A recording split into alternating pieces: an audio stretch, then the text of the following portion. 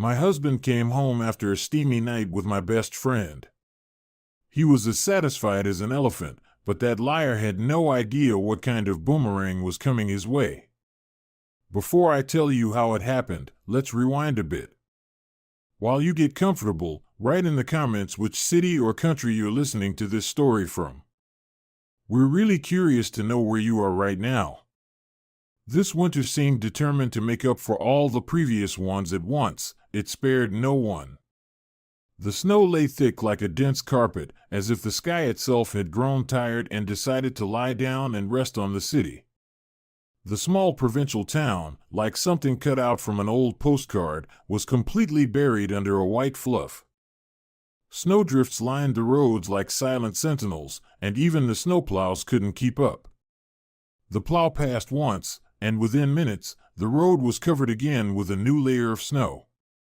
In a narrow track, almost touching the tall snowbanks on either side, a gray sedan was crawling along. Drivers were moving in single file, slowly, as if sensing that one careless move would drag the car into a snowdrift, like into an icy maw. Inside the car it was warm, but between the passengers, a different kind of chill was growing. "I still want a fur coat," the woman in the front seat suddenly said without taking her eyes off the side mirror. "I really want one. Not just casually, I'm dreaming about it." She pouted like a little girl who had her candy taken away, then turned to the man driving and gave him a soft but sharp smile. There was something predatory in it, warm, tender, but with a hint of teeth. "A fur coat, Linda." John glanced at her with a look full of fatigue, irony, and something else. Something hard to name out loud. Maybe regret. "Yeah, John. The very one, Mink. Or at least." She laughed. "Is it really that hard?" He smirked, half closed his eyes as if gathering strength not to lose his temper. "I bought my wife a phone. We're about to pick out a ring for you now." "And now a fur coat too?" "Well, what?" Linda leaned closer to him. Her voice became almost a whisper, velvety. "You say I'm special to you. And special women get special gifts." He didn't answer immediately. Numbers, debts, worries about future work swirled in his head. He couldn't tell her the truth, that everything was hanging by a thread. That his friend, through whom he got the job, might soon lose his own position. That his wife had started to suspect something. That every night he tossed and turned, wondering how long he could keep living on two fronts like this. "Hold on a little longer, all right? The ring now, the coat later. The situation, you understand." Linda sighed but wasn't angry. On the contrary, at that moment she felt like she was winning. She knew how to wait. Not because she was patient, but because she knew she'd get what she wanted anyway. She always did. The car turned off the main road, drove a bit further, and stopped at a parking lot near a jewelry store. They had deliberately chosen a neighboring town to avoid being seen by acquaintances. Linda had a talent for covering her tracks. They didn't catch her even when she slept with her friend's man right under her roof. They got out of the car. John walked first, and Linda slightly behind. Her heels sank into the snow, but she smiled as if she were walking on a red carpet. "Choose," he threw over his shoulder without really looking. He hated these trips. For him, it wasn't about a gift, but a syntax. Like payment for silence.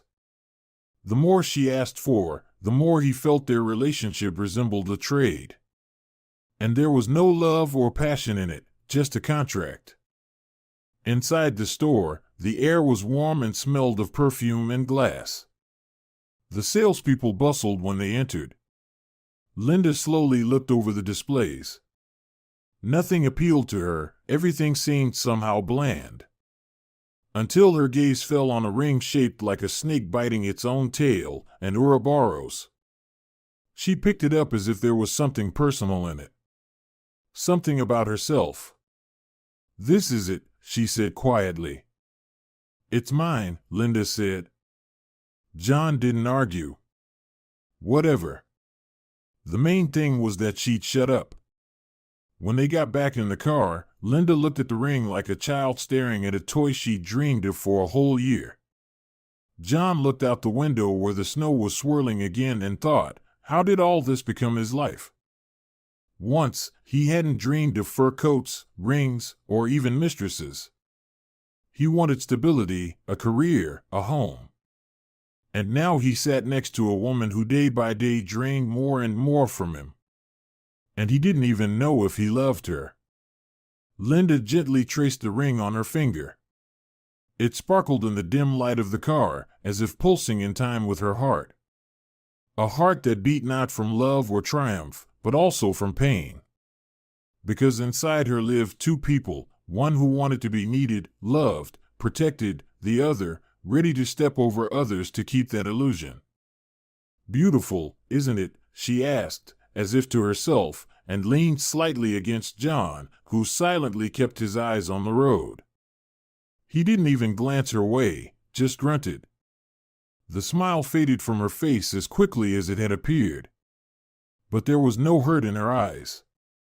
Just habit. She had long since learned how her lover's silence worked. His silence was never peace. It was a retreat, like a warrior who knows the battle is lost but isn't ready to raise the white flag yet. Once, just a year and a half ago, things were different. She often remembered that day, August, the height of summer, heat that melted asphalt and principles alike. Linda had just stepped out of the shower, wrapped in a towel, and burst into her friend's kitchen, cheerfully chatting about something trivial. There, at the table, sat John, Sarah's husband. Clean-shaven, with tired eyes, wearing a t-shirt smelling of cigarettes and anxiety. That day, for the first time, he looked at Linda not as his wife's friend, but as a woman. She remembered that look. It wasn't lustful or hungry, but there was something predatory about it. That caught her. Then everything unfolded like a bad soap opera, accidental touches, glances, secret meetings. Linda remembered when she first felt guilty. Not when she first slept with him, but when she saw Sarah, unaware of anything, sharing dreams of a seaside trip with shining eyes. You, me, and John, like the good old days. Back then, she wanted to run away, hide from her own reflection. But instead, she put on bright lipstick and slid even deeper into her friend's husband's bed. Now, sitting in the car, she looked at that same John and understood, they both lost. He who respect. She, her soul. But each got what they wanted. Or at least thought they did. Remember how it all started? Linda suddenly asked. You said you wanted to leave everything behind, go away, start over. He was silent, then nodded almost imperceptibly. That was. He faltered, as if unsure how to continue. I didn't think it would go this far. And I thought it would, she answered quietly. They didn't need to clarify. Both knew what they meant.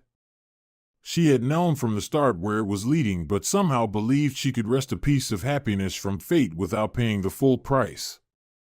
And now, looking at his empty gaze, his slumped shoulders, she understood, in this deal, they both overpaid.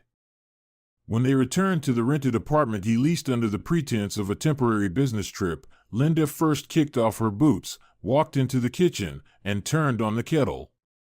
She loved these little things, as if ordinary life here began with boiling water. In those sounds, in the humming kettle, in the creak of the floorboards beneath her feet, there was something mundane yet warm. As if she could still believe this was home. I was probably a fool, she said without turning around. I thought if you left your wife, something new, real would begin for us. I did leave, he called from the hallway, throwing his jacket on the hanger. For you. You left one life but didn't come into another, John. You're just stuck in between.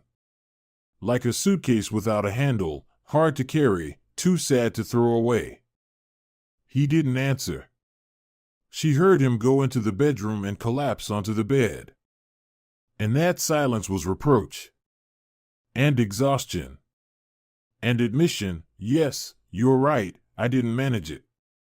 Linda took 2 sips from her mug and put it on the table. Her hands trembled.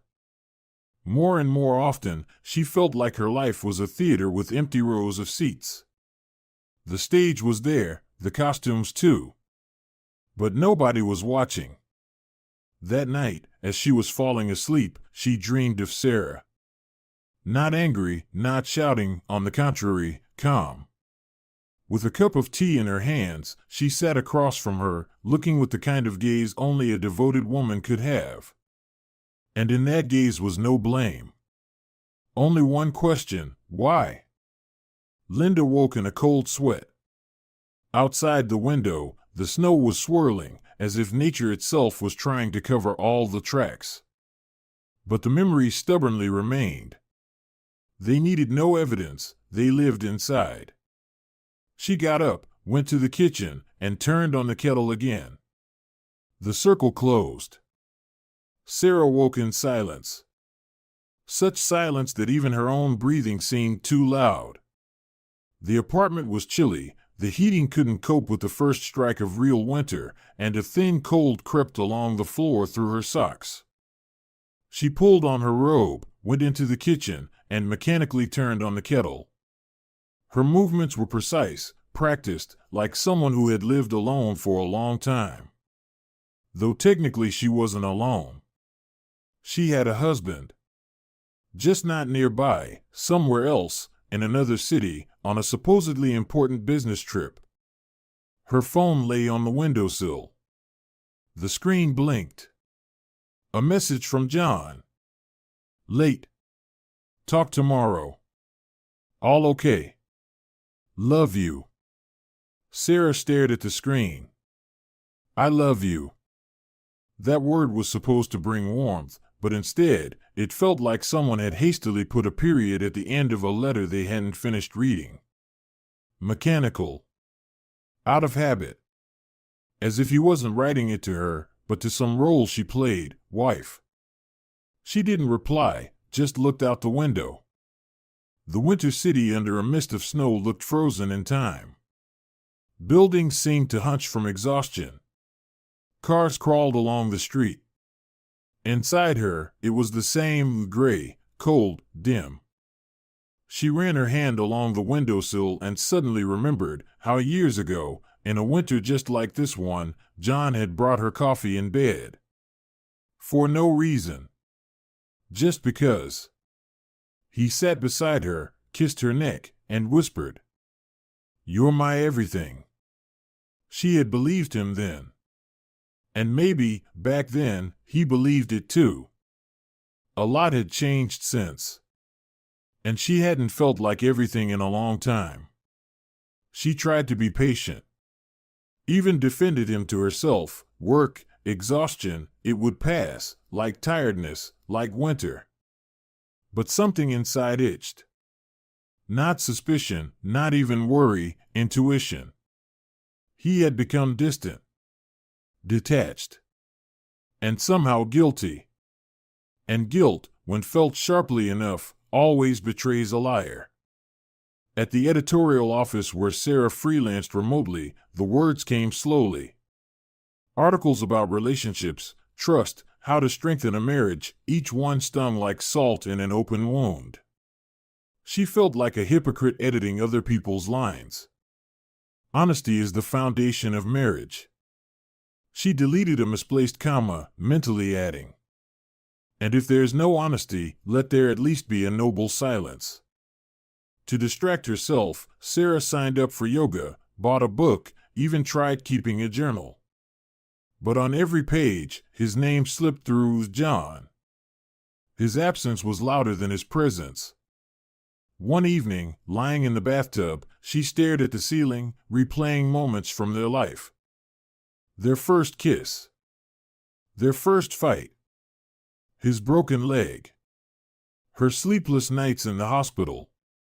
Their vacation, where they first seriously talked about kids. Then, fights. Fatigue.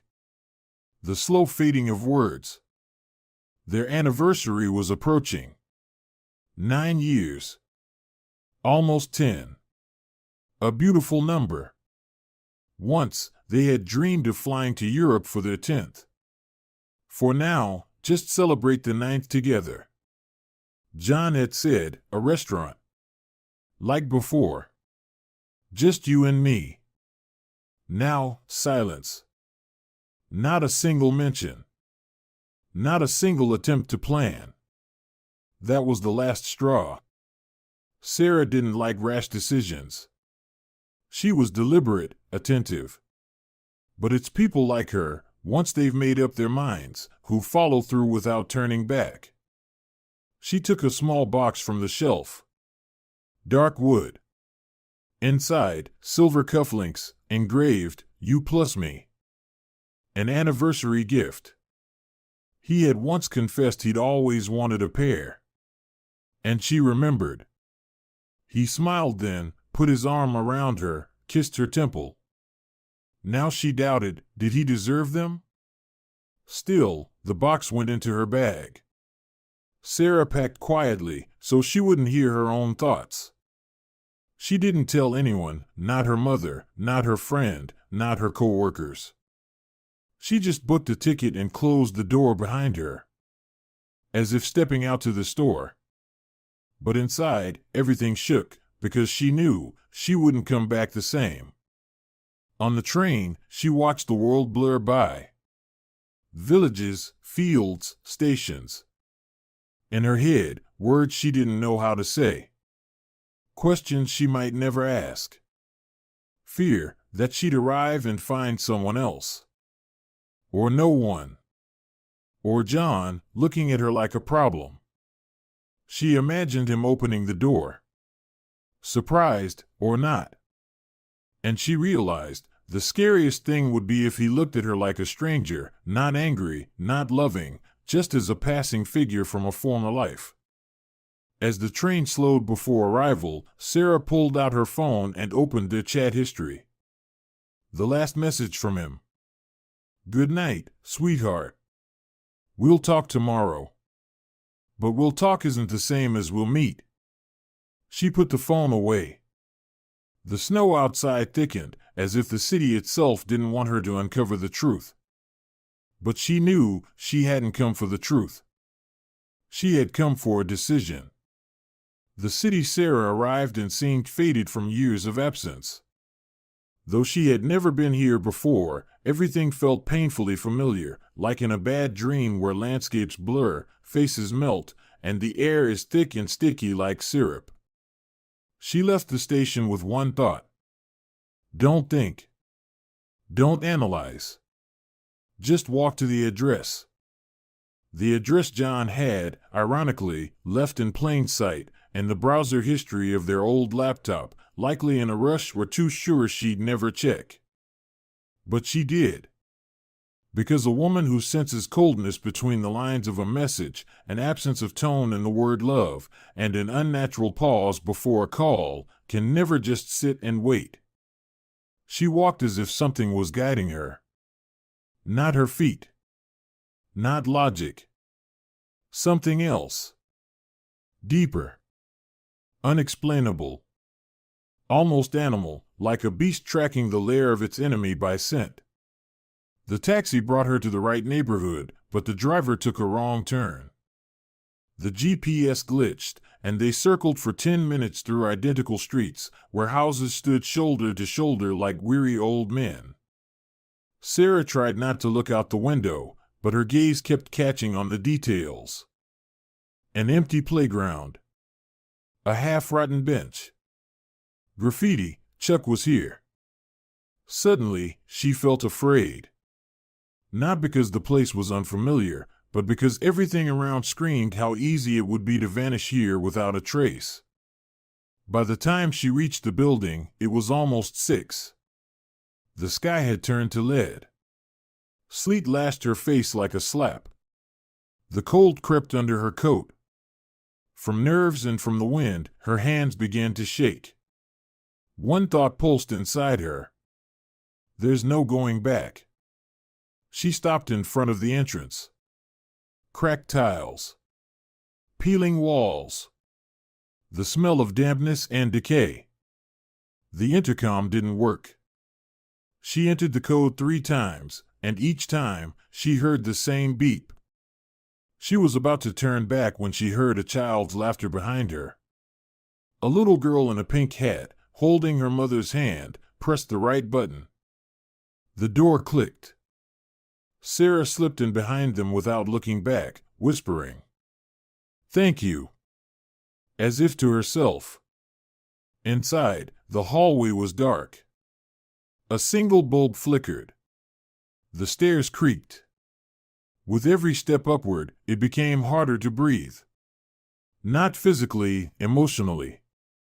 Second floor. Third.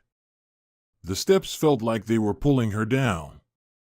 On the landing between floors, she stopped for a moment, leaned against the wall. Closed her eyes. A scene flashed through her mind. John, holding her from behind, kissing her shoulder, whispering, "You're my family." She had believed him then. Back then, she didn't know what intuition felt like. That too was a kind of proof, just not with the evidence in hand. From then on, she moved on autopilot. Her body moved like it wasn't even hers. The hallway on the right floor smelled of dumplings, wet clothes, and someone's perfume, sharp and heavy. Streaks covered the walls. The doormat was filthy, like it had been trampled by dozens of feet. There it was, the door. Gray, nameless, only numbers. Sarah stopped in front of it, came close, raised her hand to knock, and froze. No sound from inside, only her own breathing. Only one thought. Behind this wall is everything that could change me forever. She knew that from this moment on, she would never be truly at peace again. That either way, whether he was cheating or not, she would come out changed. There would be no going back. Her fingers hovered in the air. Her heart pounded so hard, it echoed in her temples. She wanted to turn back, to run, to pretend none of this was happening. That it was just paranoia. That she had come too far, too late. Sarah stood at the door, holding her breath, as if she had become part of the wall itself. Her hand hung in the air. One more second, and she'd knock. One more moment, and everything would change. But she didn't have to make the first move. Through the thin wooden door came a sound that struck her to the bone. First, a muffled female moan. Not a cough, not a scream, not a conversation. That moan, raw, instinctive, saturated with bodily truth, made cold sweat break down Sarah's back. Then another moan, higher, longer. And then, like a shock of electricity. "Come on, John." Sarah didn't immediately grasp what exactly shattered her. Not the word "come on." Not his name. But the voice. So familiar it hurt. So familiar it disgusted her. It was Linda. Her friend. Her ex-friend. The world didn't collapse. It burned. Silently, without thunder. But with such fire inside that Sarah no longer felt the cold. Only trembling. She stepped back from the door, but didn't run. Instead, her hands flew forward, and with raw, primal rage, she began pounding on the door with her fists. Loud. Relentless. She didn't scream. No. Her fury was silent. But in those blows was everything: betrayal, shame, humiliation, sleepless nights, the unspoken I love yous, the never lived we can still make it. Bang. Bang. Bang! Inside, sudden silence, as if sound had been cut from the room. Then chaos. Rustling, shuffling, panicked movement across the floor. The lock clicked. The door swung open, and in half a second, everything was clear. Linda stood there. In a short white robe, hair a mess, face flushed, and an expression of horror she tried to mask with fake confidence. But her eyes gave her away. "Sarah," she gasped. "What are you? What am I?" Sarah's voice was low. Hoarse, hollow. "No, Linda. What are you?" The words wouldn't come. Only a strangled rasp escaped from her chest. It wasn't shock. It wasn't hysteria. It was crushed dignity, shattered pride, collapsed faith. Behind Linda, clutching a towel, appeared John. His hair was wet, like he'd just come out of the shower. His eyes were wide. He looked like someone who had just realized that death wasn't a myth, that consequences could be real. "Sarah, what are you?" he began, but trailed off. "Shut up." Sarah stepped forward, as if about to force her way in. John instinctively shielded Linda, and immediately realized how absurd it looked. You said you were at the hotel. That it was work. That you, Sar, let's talk calmly." Linda tried to speak, but the look Sarah gave her made her lips press shut. "You stay quiet." Sarah looked at her as if she could burn her to ashes with just her eyes. "I carried you in my arms. I buried your mother for you. I dragged you out of your apartment when you had a nervous breakdown. And you, into my bed. To my husband." "We didn't plan it," John stammered. "Sure. I believe that. You tripped and just accidentally ended up inside her." Silence. Linda tried to cover herself, with the robe, with words, but couldn't find a single one that sounded remotely human. "I thought you were like a sister to me," Sarah forced out, staring right into her face. "But you're not even a snake. At least a snake hisses before it bites. You just slithered in quietly, like a moth into a closet full of clothes." "Sarah, please." John reached out his hand, and she pulled away. "Don't you dare. Don't touch me. Don't say please. That word doesn't belong to you anymore." For a moment, everything went still. Sarah felt like even the walls had stopped breathing. "I felt it. For months. You slipped away at night. Disappeared. And I kept trying. I loved you. Until the very end. I didn't know how to," John started.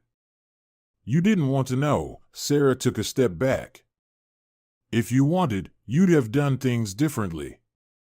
So don't justify yourself. Don't play the victim." She pulled a small box from her bag, the one with the silver cufflinks. Tossed it in the air and caught it.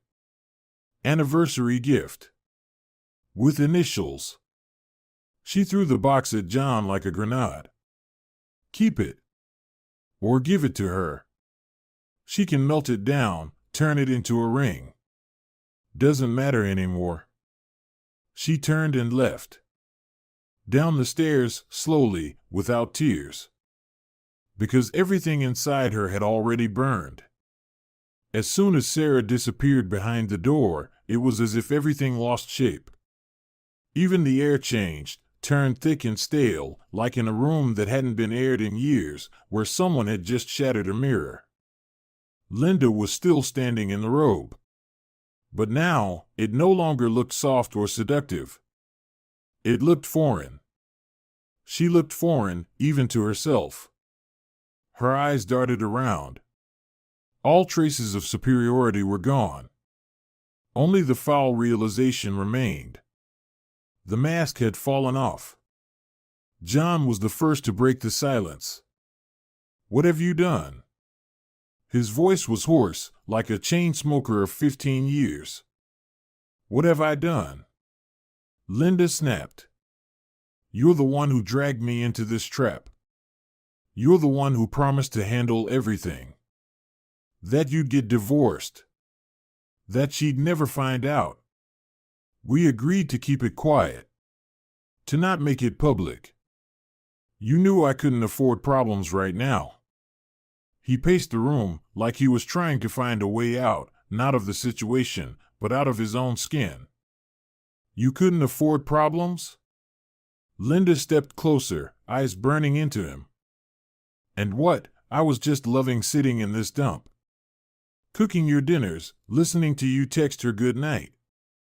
Then coming to me and whispering the same damn words?" She was nearly growling now. "I'm not a mistress, John. I was a woman who believed you were a man." He stopped. "You knew exactly what you were getting into. You liked the game. You even said it yourself, all that mattered was that he was yours." "Not at that price," she hissed. "What the hell do you even mean, price? A fur coat? A ring? Money?" "I wanted a life," she breathed. And for the first time, there was pain in her voice, not anger. "A family. Without lies. Without the late night, I'll be gone soon speeches. And what I got was a pathetic slice of your guilt." He turned away. And in that moment, he realized he didn't feel sorry for her or for Sarah. Only for himself. For himself, because he wasn't caught between two women, he was caught between two realities. And neither was about love, just dependency. At the same time, Sarah was riding home. The taxi glided through the evening city. Everything outside the window looked painted, buildings, streetlights, hurried passers-by. She looked at it all and felt nothing. No anger. No pain. Just emptiness. Sterile, like an operating room where the surgery to remove her old life was about to begin. "Ma'am, we're here," the driver mumbled. Sarah nodded silently and stepped out. Home. She took off her coat. Turned on the light. First thing, she poured herself a glass of wine. Slowly. Red. Bitter. Like her patience, which had now run out. She didn't cry. Tears would have been too cheap a response. He wanted to be weak, fine. But now she was strong. Cold. Precise. She sat at the table. But didn't lean on it. Straight back. The calm of a predator. Her whole life was in that laptop. Messages. Contacts. Banking documents. Once just workday routines. Now, weapons. First step, check electronic notifications. Had there been transfers from her account to cover his needs? Yes, and sizable ones. Next, copies of documents, shared photos, everything proving his domestic incompetence and her central role in holding the family together. If you want to be taken seriously, act like a strategist. The next step, a meeting with a lawyer. Not just any lawyer, but one recommended by a friend. A specialist in clean divorces, the kind who knew how to strike just under the ribs. She wrote in a notebook, document the infidelity. Get a witness. Financial grounds, property custody, reputation leverage via his employer. And then came the idea, brilliantly simple. No shouting, no hysteria. She knew where he worked, who got him the job. A family friend, a former mentor. All it would take was one call, in the right tone, no threats. Just facts and a suggestion. Think carefully about who this esteemed organization is keeping on staff. She also knew how they handled men who brought dirt with them. Quietly washed out, no press releases, but gone for good. The plan was coming together by itself. It wasn't just anger anymore, it was a game. And Sarah intended to win. "You gave yourself to another," she whispered, looking at her laptop. "Then take yourself entirely. I'm done saving anyone. Not you, not myself. I'm no longer a victim. I'm the judge." John woke up the next day in an apartment that no longer felt like a refuge. The bed, where they had once lounged in lazy bliss, now smelled of sadness and cigarette smoke. The sheets were crumpled, and his whole body ached like after a fight. Except the only fight he'd had was with his own conscience, and he had lost miserably. Linda had left that morning. Said she needed some air, but he knew she needed more. She didn't want to be near this broken mess of a man, as she had called him yesterday when she threw a half-empty coffee cup at him. The ceramic shattered across the floor, and the shards were still under the table.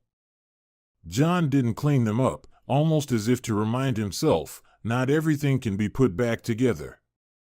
He lit his third cigarette in a row, stared out the window, and mentally rehearsed his apology. He cycled through phrases, tones, pauses. He wanted to craft the perfect combination of words that might, just might, make Sarah waver for a second.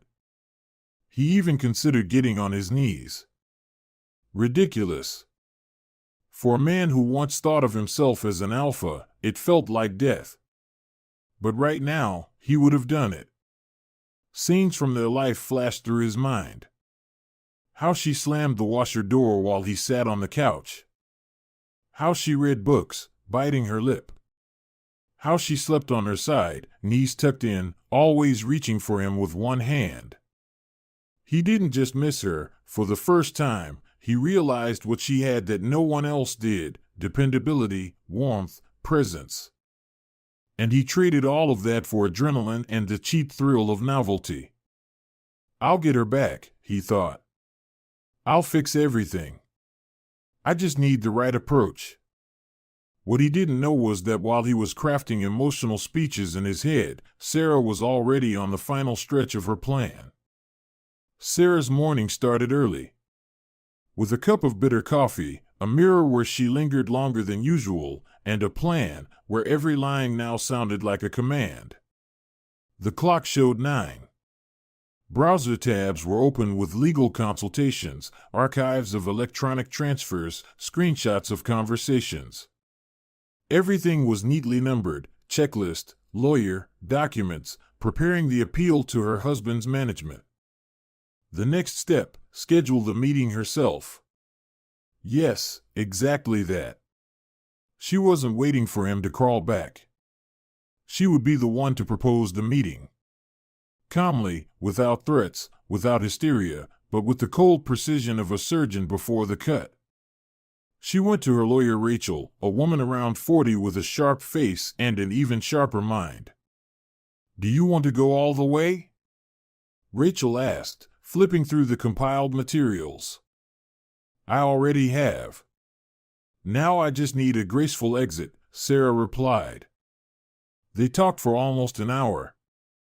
Every possible reaction from John, every legal nuance was analyzed. Sarah behaved like someone who no longer feared neither consequences nor pain. "You're lucky," Rachel said as she said goodbye. "Most come to us in hysteria." "And you, in armor?" "I'm not in armor.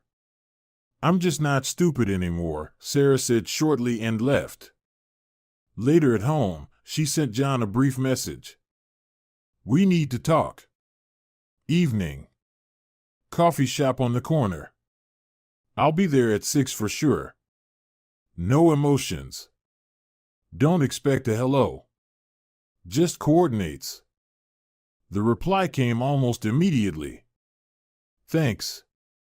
I'll come. I really have something to say."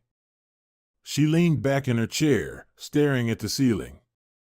"You'll come, John, and you'll talk, and I'll listen. But not for you, for me. When he entered the coffee shop, Sarah was already sitting by the window, wearing a deep dark blue dress, with a straight back and a calm face. She didn't smile, only nodded. "Thank you for coming," he began as he sat down. "I don't know where to start, because everything I want to say sounds insignificant. But I was wrong. I was weak, cowardly, despicable. And if you could turn back, you can't," Sarah interrupted quietly but firmly. He nodded again, as if admitting defeat. "I understand," he continued. "But you have to know, with her, it's not the same. It was a mistake. An illusion. I was a fool. She's not you. No one can be like you. I don't want you to compare, John. It humiliates both me and you. You didn't choose between us. You just ran away and now you're coming back because one swamp got uncomfortable." He wanted to reply, but she went on. "I'm not seeking revenge. This isn't about revenge, it's about self-respect. Something you, it turns out, never had. And now I do, and I'm not going to lose it again just to soothe your guilt." He leaned back in his chair, closed his eyes. "Do you really want nothing more?" "I want freedom.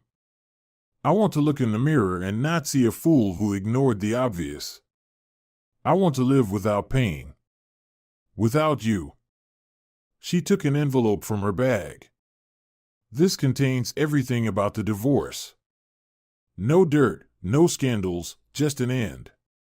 Sign and return it through your lawyer." He took the envelope. His hands trembled. "Forgive me, Sarah, please." She looked at him and for the first time all evening allowed herself a smile, barely noticeable, almost sad. "John, I've already forgiven.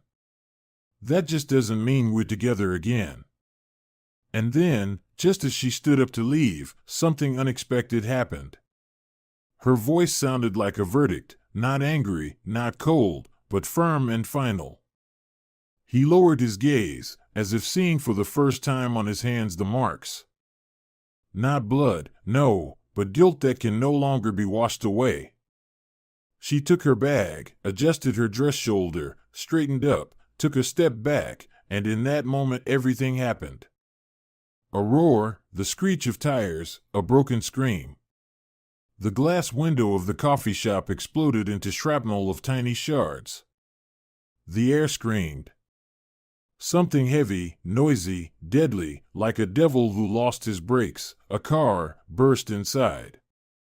A gray Ford tore off the road like a comet. It crashed past the cashier, knocked over a table, then with wild precision crashed right where John was sitting. Sarah managed to jump back, only a few steps, but enough to stay whole. The car slammed into the table where she had just been laying out papers a second ago. The impact threw John off the chair. He collapsed like a doll, headfirst, with a savage crunch. Someone screamed. The clatter of dishes and shrieks rang out. People jumped up from their seats. The air smelled of hot metal, gasoline, and fear. Sarah stood frozen, as if paralyzed. Her heart thundered in her ears, her hands trembled. But after a few seconds her body came alive. The rescuer's instinct, the same one that had once held John's hand in the hospital, took over. "Call an ambulance! Call the police!" she shouted across the room, rushing to John. He lay semi-conscious. His eyes were open but clouded. Blood seeped from his head. His shoulder was twisted unnaturally. She crawled closer, gently lifted him but didn't move him further. She remembered how dangerous it is to move someone with a spinal injury. "John," her voice dropped to a whisper, "can you hear me?" He mumbled something indistinct, as if dreaming. His lips moved, maybe a name, maybe just air. Barista, a young man with wide eyes, rushed over to her. "I don't get it. How did this happen? He was. God, calm down. Gently press a napkin to his head. Don't move anything else, Sarah said hoarsely but firmly. Inside, everything was burning, but on the outside, she was steel. Outside, onlookers were gathering. Steam billowed out of the cafe, drops of blood dripped on the tiled floor. Minutes later, a siren sounded, ambulance first, then police. The medics burst in quickly, professionally. They pushed Sarah aside. She stepped back, letting them do their job. Her hands were covered in blood, her dress torn at the side, but she didn't feel it. She just watched as they lifted him onto a stretcher, laid him down, hooked up monitors. Will he live? She asked. That's not decided here, the paramedic muttered as they hurried away. Let's go, let's go. When the ambulance doors shut, Sarah was left standing alone. The police began questioning at the cafe. Who, what, when, how? Did you see the moment of the accident? One officer asked. Yes, she replied. I was close by. We were talking. Then he was right in the way. Are you the spouse? Another asked, writing in his notebook. She hesitated. Something twitched inside. Almost ex-wife, she answered quietly. Do you know who was driving? A drunk man. Already taken away. Blood alcohol level 5 times the limit. He says he mixed up the pedals.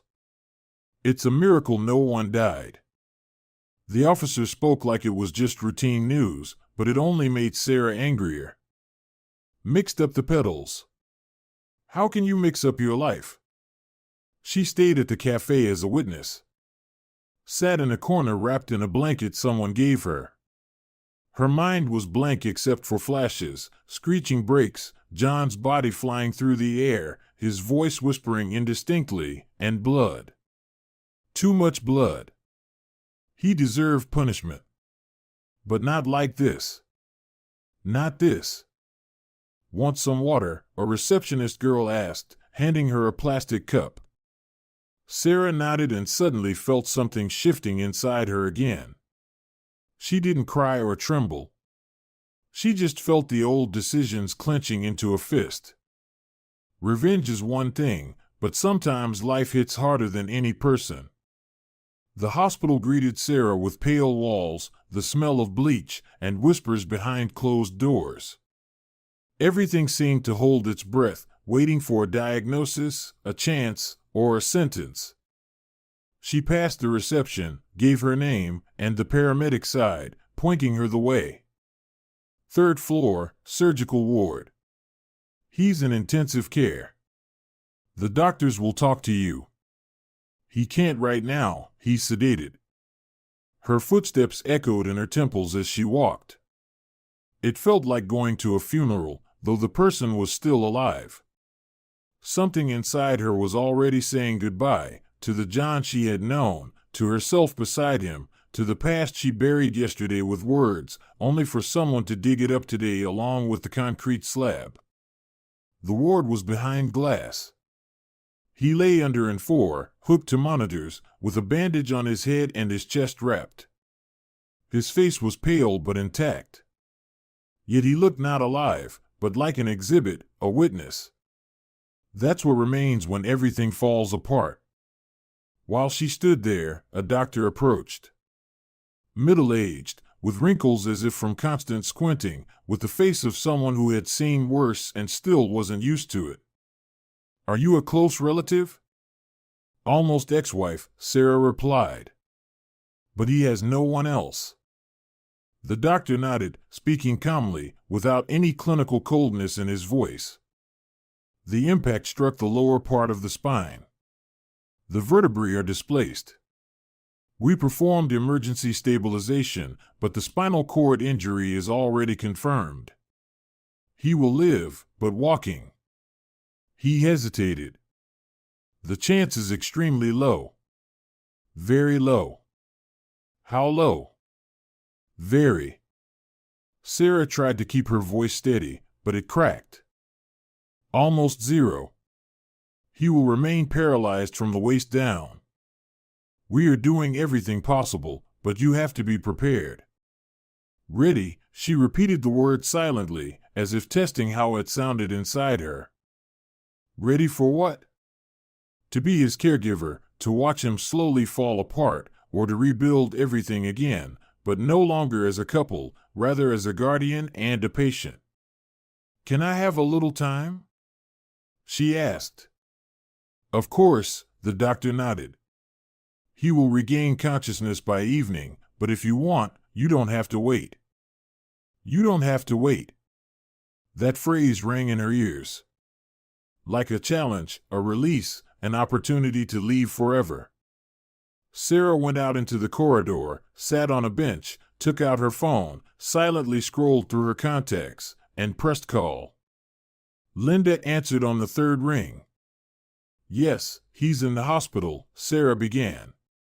After the accident, diagnosis, almost complete paralysis. He won't walk. Pause. So what? Came a calm voice, as if Sarah were reporting the weather. You don't care? Sarah clarified, though she already knew the answer. Of course not. What am I supposed to do? Rush to him? Remember how happy we were? Linda chuckled. Let him rot. He brought it on himself. I never planned to wipe his ass all my life, and now even less so. He said you loved him. He said a lot, especially when he was with me. Now let him find a new caregiver. Beep beep. Linda hung up. Sarah was left holding the phone, with silence inside and a question looming before her like a huge wall. If everyone has turned away from him, should I stay? Her shoulders sank. She ran her hand over her face, thinking how strange it was. You sit, planning revenge, cutting someone out of your life, and then life does it for you. Brutal. Forever. And leaves you right there. With shards.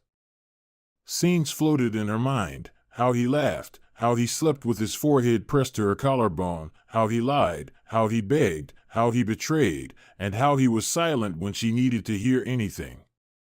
And now he is silent because he can't get up. She got up again, walked into the ward, this time looking inside rather than through the glass. She sat beside him and looked at him. He didn't open his eyes, but his fingers twitched faintly, as if calling her. Either a dream or the past, Sarah whispered. I don't know what's right, John. I don't know who you are now or who I am beside you, but I need to understand what you are to me, a burden or redemption. At that moment, he slightly turned his head. Maybe in a dream, maybe not. And she stayed sitting because leaving is always possible. But now she wanted to know if she could stay. Even if just for a little while. John regained consciousness by lunchtime. The sun weakly filtered through the cloudy ward window, painting faint stripes of light on the ceiling. He blinked, tried to turn his head, he succeeded. Tried to move his legs and didn't understand why he felt nothing below the waist. Panic didn't come immediately. At first, there was only confusion, then fear, like water rising to the throat. His chest tightened, breathing became ragged. His heart raced. At that moment, the door quietly opened. Sarah entered silently, like a shadow, wearing a light coat and her hair neatly tied back. She looked not like a wife but like a stranger no one was expecting. Hi, she said, sitting in the chair at the head of the bed. He wanted to smile, but his lips wouldn't obey. Tears welled up in his eyes. You actually came? You survived. That matters. I can't feel my legs, he whispered, as if confessing something shameful. I know. The doctors explained. He looked away toward the window. I'm lost. I don't know who I am now. You're different now, John. Not better, not worse, just different. And I need to understand if I want to be with this different version of you. Sarah, I was a jerk, a coward, a selfish man, but I swear, if I could turn everything back, would you? Not change, not lie, not devalue me? She leaned closer. Her voice grew harder. John, you didn't do this once. You did it systematically, coldly. With cynicism. You built this betrayal step by step, and now you just can't take another step. He curled up silently, not arguing. There was nothing to defend. I thought about Linda, he began. But Sarah raised her hand. Don't whitewash yourself through how she left you. You were a traitor before she said whatever. Silence followed. Heavy, but not tormenting. They both knew everything had already been said. I talked to your parents. They'll arrange guardianship and handle rehabilitation. You'll be under supervision. He sharply looked up. So you're still leaving? I'm not leaving. I'm moving on. And you stay here. Not physically, mentally. In your what if. I'm not a savior, not a saint. I'm a woman who has the right to a new life. He nodded. Tears rolled down his cheeks. Silently. Aren't you angry? He whispered. Not anymore, she replied, because you can't be angry at you. You have to let go without war, without mercy, just like dead skin. She stood up. Sarah, what? Forgive me. She looked him truly in the eyes. Forgive yourself. I don't need that anymore. Court. The day was gloomy. Light rain dripped down the courtroom windows. Sarah entered first, in a strict black suit, hair neat, gaze steady. Behind her came her lawyer with a folder containing evidence, chronology, documents. After 10 minutes, a wheelchair was rolled in. John was in it, vacant stare, trembling hands. His mother held his shoulder. His father tried to say something to calm him, but he seemed not to hear. Everyone stood. The judge entered. The procedure was formal. The marriage was dissolved, no division of property required, no claims. But tension filled the room, like bare wires. Every step of the clerk, every breath of John's mother, every pen click sounded loud. Sarah did not flinch once. Even when John said in his final words, I still love her. She only slightly nodded, as if acknowledging the right to that feeling, but didn't respond. The judge summarized based on the family code article considering evidence and mutual consent, the marriage is dissolved. The decision takes effect immediately. The gavel. A final sound. Sarah stood, gathered her papers, looked at John one last time. Goodbye, she said. Quietly, simply. He only nodded, said nothing more, and no one could change anything anymore. She stepped out into the rain without an umbrella, unhurried. Every drop running down her face was like proof. She felt again and was free again. John's life after the hospital became a series of humiliating, monotonous rituals, every day timed to the minute, waking up with someone else's help, being lifted under the arms, breakfast fed by spoon. Shower once every 3 days, because he couldn't manage the bath by himself and his parents were physically overwhelmed. He began to see exhaustion in his father's eyes, which the man tried to hide behind forced cheerfulness. It's okay, son, we'll get through this. His mother held on longer, but one day John saw her wiping tears at the stove while making him soup. He wanted to say he was sorry, that if he could, he would change everything. But his tongue wouldn't move, because everything that was happening was a logical continuation of his own actions. The wheelchair, which he was proud of in the first days, like, "Look, I'm managing, I'm rolling myself," quickly turned into shackles. It limited him, reminded him, humiliated him. He didn't want to go outside, feeling how passers-by looked at him either with pity or indifference. Both options made him nauseous. He tried to read. Books that used to inspire him now irritated him, especially those about willpower and how anyone can do anything if they just want to. He couldn't. He wanted to, but he lacked the strength. And over time, his desire faded even more. The TV was the only way to escape his thoughts. It muted them only until the first commercial break, then silence returned, frozen ceiling, the nagging feeling that everything masculine in him had long since gone. He truly hated himself, not because he was in a wheelchair, but because he realized that even when standing on 2 feet, he had been a weakling. He didn't try to call Sarah, although he thought about her every day, remembering how she once held his hand in the hospital, stroked his hair, called him hers. And how he had trampled all of that himself. Now only one thought spun in his head. I deserved this. Meanwhile, Sarah's life moved slowly but in the right direction. At first, sleepless nights, drowning herself in work to avoid thinking. She took every job she could, editing, copywriting, texts for landing pages, ghostwriting. Her day started at 8 a.m. and ended well past midnight. Her inbox overflowed with notifications, but she felt like she was surviving, then later, coming back to life. Then new habits, yoga on weekends, jogging in the morning, acrylic painting in the evening. She had always dreamed of trying it, but John had called it a girly hobby. She bought herself a set of paints and started with a simple landscape. At first hesitantly, then more freely.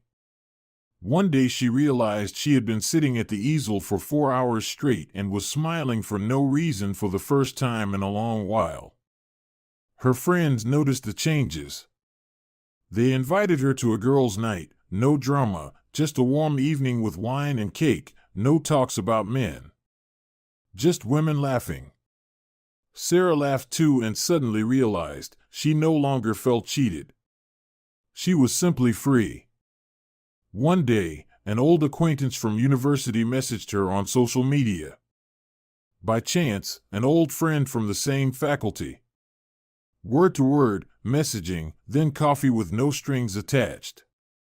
Just curious to talk.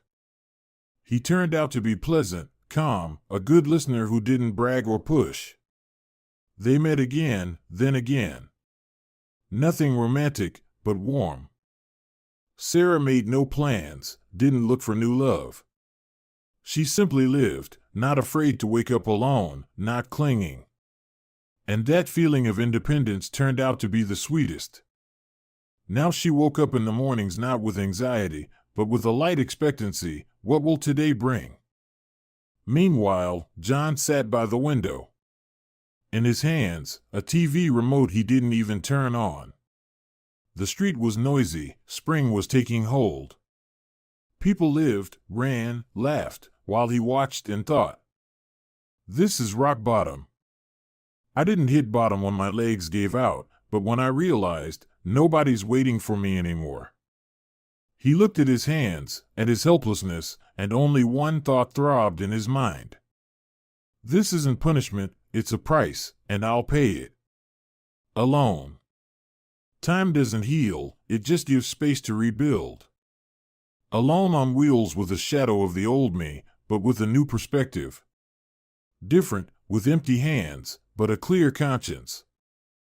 John never learned to walk again. But he began to sit differently, straight-backed, grateful for every day lived. He helped at a support center for people and, for the first time in his life, did something not for himself. Sarah learned to laugh truly, without anxiety, without fear of loss. And when one day she woke up next to someone who didn't promise her the stars but simply made tea and kissed her shoulder, she understood. That's it. The end of that life and the start of a new one, where it's no longer scary, where it's peaceful, where it's love.